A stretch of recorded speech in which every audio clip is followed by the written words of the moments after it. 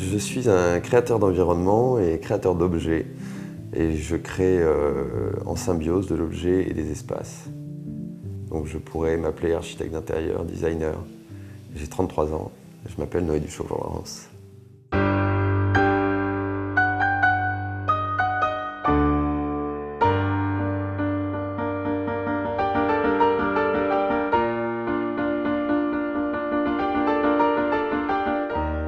En fait, mon parcours est jalonné que de folie.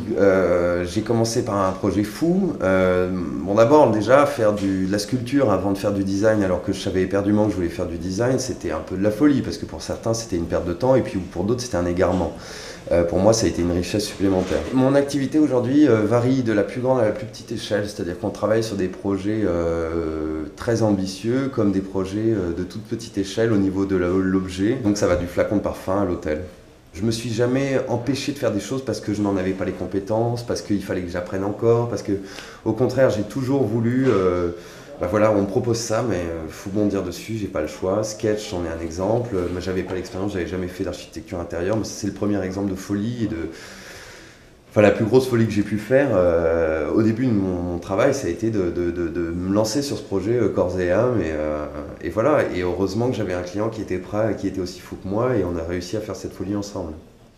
La nature a une place omniprésente dans mon travail. Tout ce qui m'interpelle, tout ce qui me touche, etc., vient finalement de cette nature. Et aujourd'hui, j'ai qu'une seule envie, c'est d'essayer de recréer un lien entre la nature, le sens primitif du terme de la nature, et la création, et l'homme finalement, au travers de la création.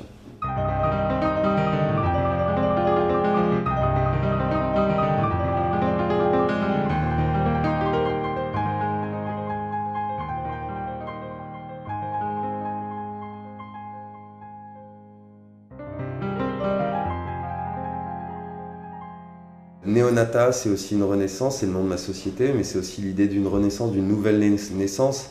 Et je peux me permettre à tout moment de changer, j'ai pas peur, j'ai envie vraiment de pouvoir faire des choses qui ne sont pas exactement celles qu'on attend de moi. Je reste toujours extrêmement disponible pour les gens ou les projets qui m'intéressent. Quand je me sens sur la même planète avec un client et que je sens qu'on est en train de partir à 2000 km au-dessus de la Terre et tout en restant les pieds bien ancrés dans la réalité des choses, mais que la tête elle est projetée très haut, là oui, je suis très disponible. Ouais.